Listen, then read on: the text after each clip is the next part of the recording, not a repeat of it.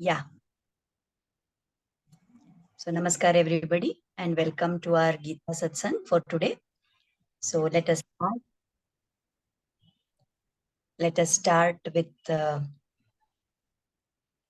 our prayer, prarthana. By the Guru's grace.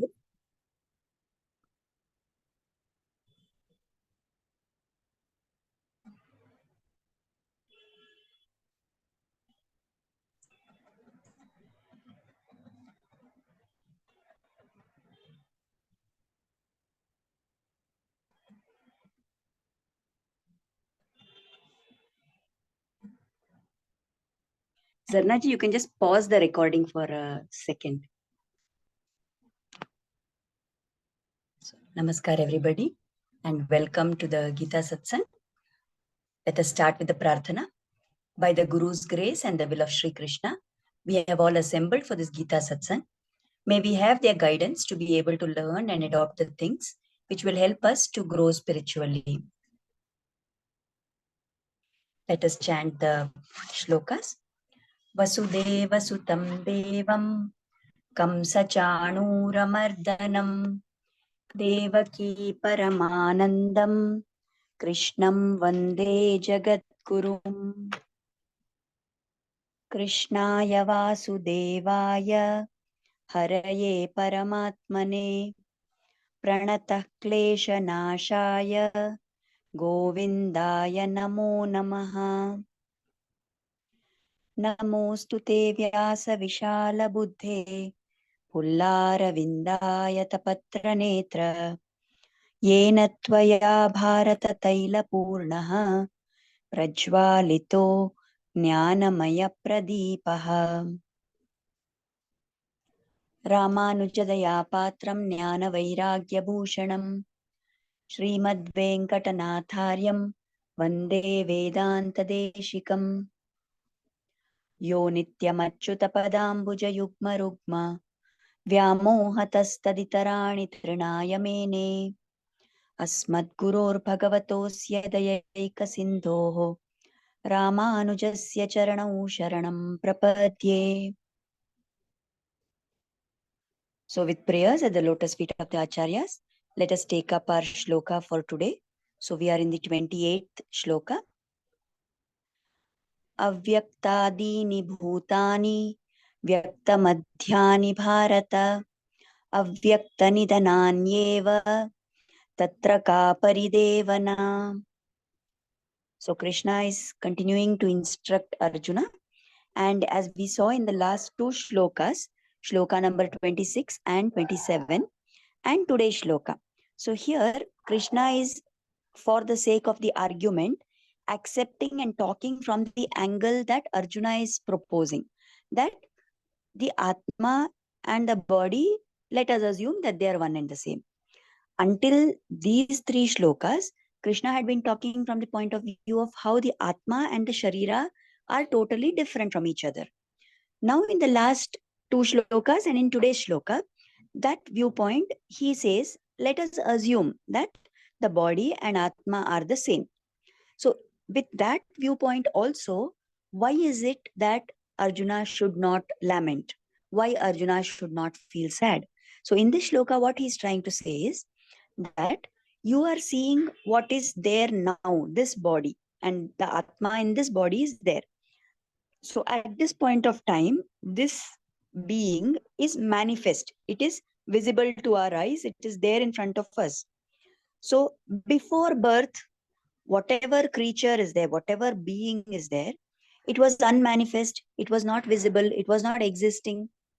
Now it is there in the Madhya stage. In this stage, it is there. It is manifest. And after death, when this body is no longer there, again that Atma Tattva becomes unmanifest. So now is the only time when it is there. It was not there previously. It is not going to be there in the future. What is not going to be there? The body in the manifest form. The Atma will always continue to exist, but nothing was there before this birth, and it is not going to be there after this birth. So why, understanding this also, why should you grieve? That is the question that Krishna is trying to make Arjuna to think about.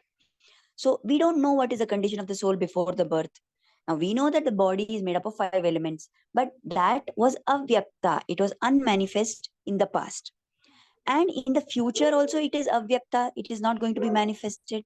Future means after this janma is over. So when is it that it is vyakta, it is manifest? Only in this present situation, which we can say is the middle, because it is in between the past and the future. So when something that was in the past and we don't know about that, why feel sorrow over that? And what is Arjuna's sadness coming from? The thought that Bhishma Drona will die, that they will no longer be existing. So he's thinking that will happen in the future. So you don't know what is going to happen in the future to them. Anyway, it is avyakta. So why should you feel sorrow over that? Is what Krishna is trying to make Arjuna understand. Now, we can assume here the Acharyas say that Arjuna has an unspoken question, that now he is probably wondering that if there is something which is the manifest state and there is something which is the unmanifest state, the Vyakta state and the Avyakta state, then which is actually the natural state of the body? Of the Atma, which is the natural state for that Atma? So there is no question, there is no point in again debating over whether the avyakta state is the natural state or the vyakta state is the natural state, because right now Arjuna is only able to see that which is vyakta. So he can only see, and like Arjuna, we can also only see whatever is right in front of our eyes at this point of time. So we don't know, we cannot see the past, nor do we know, nor can we see the future. So if that is the case, then why should you be feeling sorrow over what you do not know? That is the point that Krishna is trying to make Arjuna understand, that his grief is of no value. There is no reason for him to be grieving, because only reality is what is right now in front of him. Now we can say the Acharya has explained that Arjuna maybe has been saying repeatedly, right? That I don't want them to die, because he does not want to lose them. So he is worried about losing his loved ones. So losing the loved ones means, what is his meaning? That they are going to die and they will go away from him and he will no longer have their company. So here the Acharya say that by telling Arjuna all these things and trying to explain to him what he should really be thinking about and what he should not worry about, Krishna is actually telling him, see, who actually are your loved ones? Whom are you afraid of losing? Now, Arjuna has been overcome by this severe emotion in which he thinks that, okay, Dronacharya, I have to fight against. He is my own Acharya. Bhishma, I have to fight against. He is my great grandfather who has brought me up with so much love and affection. All these people, so many relatives of mine are there on the other side. They are all my own people, right? So Arjuna has been overcome by this feeling of sympathy and feeling, one with everybody who is there in that battlefield. But Krishna is slowly trying to point out to him that, see, in this moment where you're overcome by your emotion, you have actually lost track Arjuna, of who actually are your loved ones and who are the people you are assuming to be your loved ones, right? So who is it that have always stood by Arjuna? Who are the people with whom Arjuna has the greatest bond? Not his guru, not his great grandfather, not the other relatives on the Kaurava side, but his own brothers. So whether it is Yudhishthira or Bhima or Nakula and Sahadeva or his mother Kunti and his wife Draupadi, so these are the people who actually are the loved ones of Arjuna. So Krishna is trying to tell him that you are going on saying that I am worried about losing my loved ones. So if you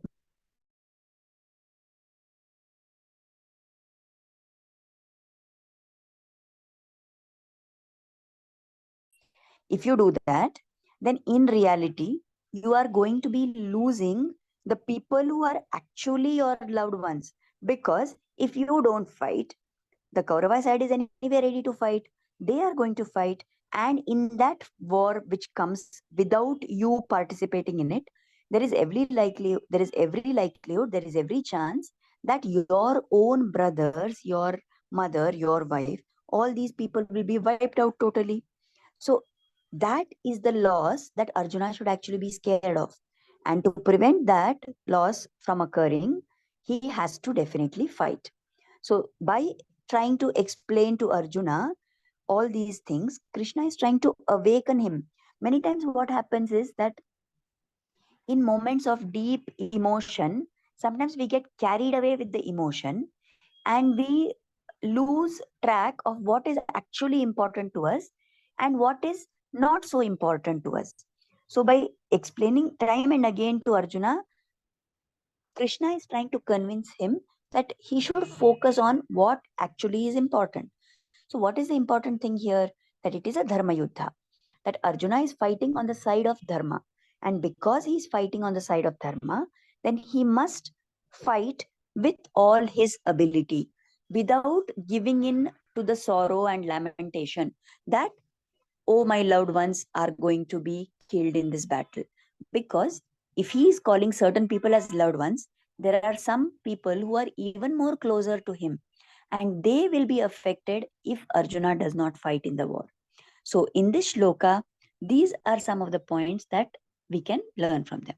Now, how can we try to use this for our life, right?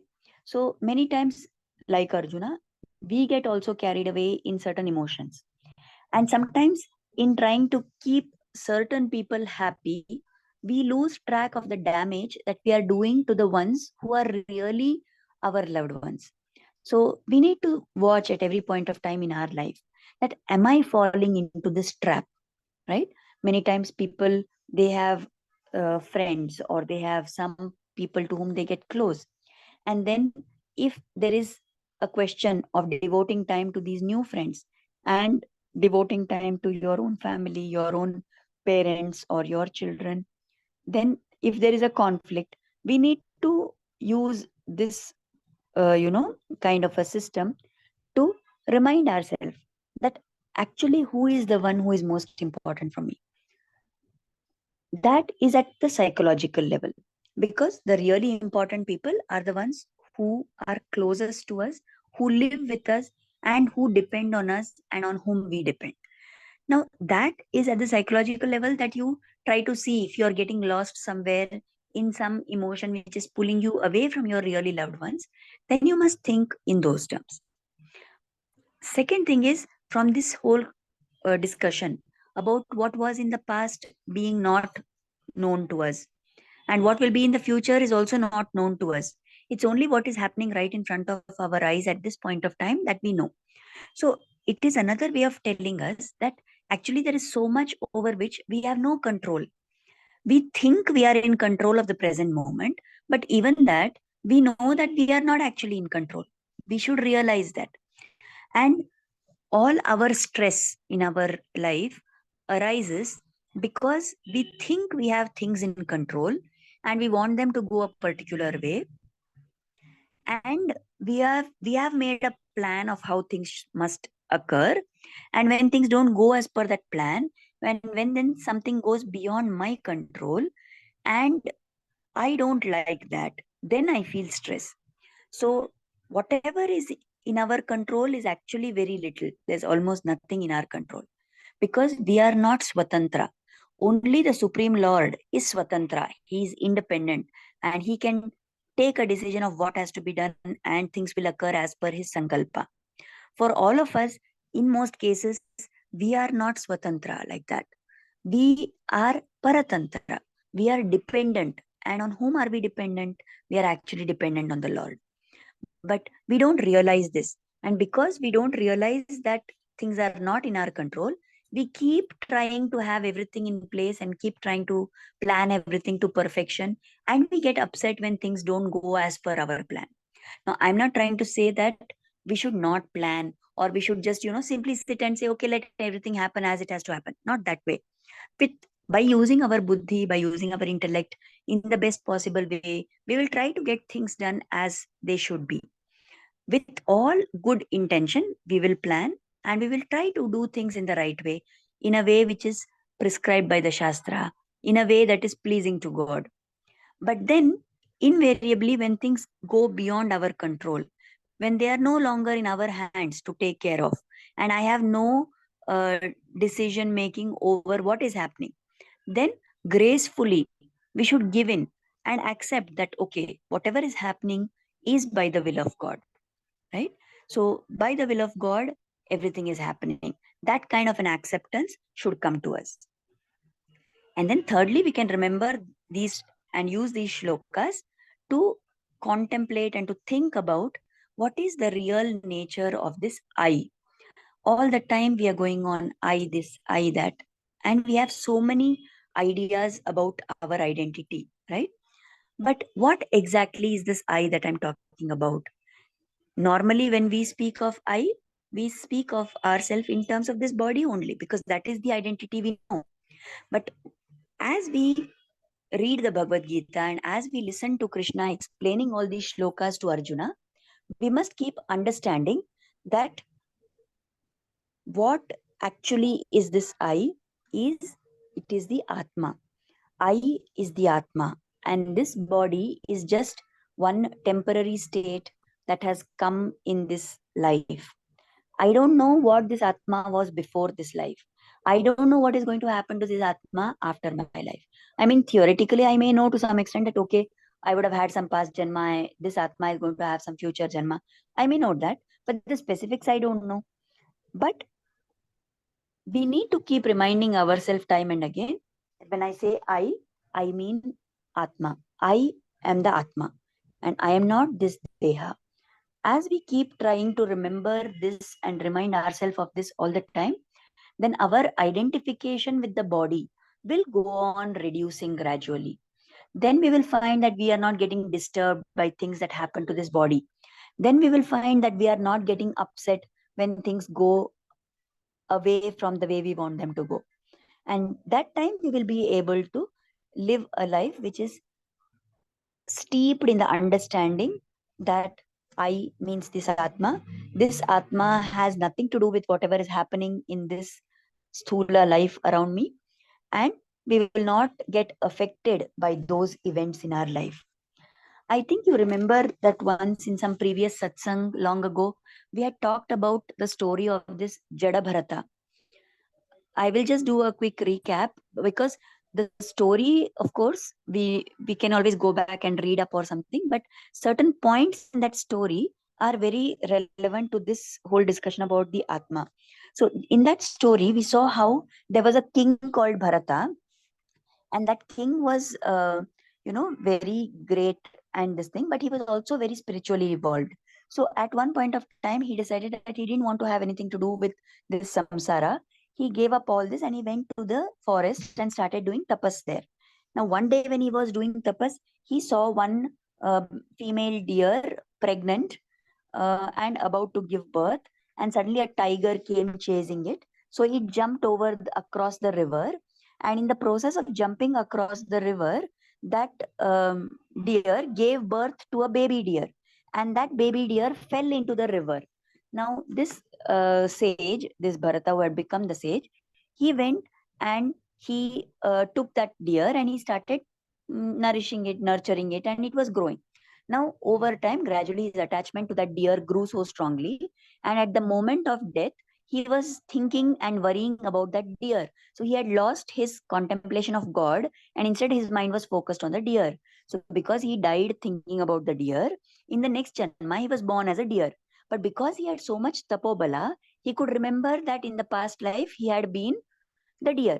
I mean, sorry, he had been a rishi who got entrapped by the Vyamoha, by the attachment to that deer. So now what he did, he determined that I will not have any more attachments. So he used to roam around the ashrams of all the rishis in that deer body, that Atma, used to roam around and try and be as much in the satsanga of the rishis. So because of that satsanga, soon when its death came, it died thinking about all these things. But still there was some amount of account to be settled. So when he was born the next time, he got a human birth. But this time he still remembered all these things and he determined that okay, this is perfectly going to be my last janma. I'm going to make very sure that by no chance I get attached to anything more. And so he behaved like a person who had absolutely no intelligence. He wouldn't talk to anybody, he wouldn't respond to anybody, and so on. So many incidents happened in his life, and how much ever people insulted him or made fun of him, he never responded because he was always contemplating on the fact that I am not this body, I am this Atma, and I don't want to lose track of this. So he used to try and stay unaffected. Now, one day there was a king called Rahugana, and this Rahugana was going to meet one great rishi called Kapila Maharshi. And on the way, when they were going, one of the people bearing that palanquin, that pallaki of his, one fellow was ill. He got sick. So they needed a replacement. So they found this Bharata. Now, this Bharata was called as Jada Bharata. Jada means very gross and sthula, without any kind of a sentiment or without any kind of a sensation. So he was called Jada Bharata in this Janma. So that king's, those people, servants who were carrying the palaki, called this Jada Bharata. And he came and he started also holding the palanquin on his shoulder, and they were walking. Now he was very concerned that the ants should not be hurt on the way, the small insects should not be, stamped on. So he was, trying to walk carefully, and because of that, he was walking in a very zigzag way. And all the other people carrying the pallaki were walking in a straight way. So then the king got angry that what is happening? Why is this, palanquin twisting this way and that, and I'm being thrown this side, that side. So those people said, we are all doing it right. This new fellow who came is the problem. So then the king ordered them to stop, and then he's, shouted at this Jada Bharata, and he said, why are you doing like this? You carry properly. Then this Jada Bharata just looked at the king with a smile. And then when they started walking, he continued doing the same thing. So this time the king got really wild. And then he, stopped him and he said, what is this nonsense you are doing? Who do you think you are? Who are you? From where have you come? And for what purpose have you come here? Why are you behaving like this? At that point of time, Jada Bharata broke the silence which he had carried with him throughout that life. And he said, O Rahugana, O king, these three questions that you're asking me, the answer to that is the same, whether it is for me or it is for you. You asked, who are you? You, whoever you are, O Raja, I am the same. So what is his meaning here? You are also an Atma, I am also an Atma. Right? In that way, Bharata is saying, whoever you are, I am also the same. So he's trying to say that you are also an Atma, I am also an Atma. The second question the king asked was, from where did you come? So Bharata replies, he says, wherever you came from, I also came from that same place. So what is he trying to say here? He said that our body may be different, but you also took birth from the womb of a mother. I also took birth from the womb of a mother. So we have both come from the same place. And then you ask me, what is the purpose? Why did you come here? So, O king, whatever purpose you have come for, I have also come to this birth for the same purpose. What is that purpose? You also came here to get rid of your karma, to finish your accounts. I also came here to finish my accounts, to finish my karma. Now, the only difference, O king, is that you are finishing your karma by sitting in the palanquin, and I am finishing my karma by carrying the palanquin. That is the only difference. And you said that you are such a well built man, you are able to, you are healthy, you are not carrying properly. Why are you this thing? And you said you will beat me, you will hit me if I don't walk properly. Who are you, O king, to say all this? Actually, who is the one who is bearing the palanquin? He asked. So the king said, you are holding the palanquin, you are the one who is carrying it. So the king, this Jadabharata said, who is this I? Who is this you whom you are referring to? Who is this I? Is it this body or is it the Atma? It is actually the Atma. And the Atma will never carry any weight. The Atma will not carry anything. The Atma is not stout. The Atma is not lean. The Atma is not healthy. The Atma is not unhealthy. So, whom actually are you talking to, O king? He asked. Actually, if we see, this palanquin is borne by my shoulder. This shoulder is a part of this body. This body's weight is borne by the Bhumi. So actually, you should say that it is the Bhumi who is carrying you. What are you talking about and saying you are stout, you are healthy, why are you behaving like this? Who actually is carrying whom, O Raja? He asked. And hearing this, the king was stunned. And he realized that, okay, This is not some ordinary person, and I did a great mistake by talking to him like this. So immediately the king comes and falls at Jadabharata's feet, and he tells him that I was going to meet Kapila Maharshi to get lot of jnana, but now I have realized that you are this, great Brahma Jnani, and please instruct me. Please teach me about all these things. I'm lost in this world. I don't know what is the reality. You please guide me. And then Jadabharata explains to him a lot of things about how the Atma is what is the actual I and not the body. How the Atma is totally different from the body. What is the reason why this Atma has taken birth? What is it expected to do at the end of this birth? And so on. So, in this way, the reality of the Atma is taught to the king by Jadabharata. So, as we are listening to these shlokas of the Bhagavad Gita, it will be very useful for us if we try and contemplate on these same ideas which are in the Jadabharata story. Later, if possible, I will try to send a link to this Jadabharata story from some online website which is authentic, so that you can read and you can maybe understand those question answers that were, that conversation that happened, and how it can help us to understand what is this Atma and how it is different from the body. So let us pray to Krishna that he should bless us with the ability that whatever incidents happen in our life, we must try and keep track that this I is the Atma, this I is not the body. So I hope Krishna will bless us to be able to do this, and we should go ahead on our sadhana marga. So now we have come to the end of our satsang. Let us offer kritagnyata, let us offer gratitude at the lotus feet of Sri Krishna and Guru for inspiring us to start and join this satsang. And let us pray for their blessings and grace to always be on us. Thank you, everybody. And it is good that you could all join in and we had a good satsang. Zarna ji can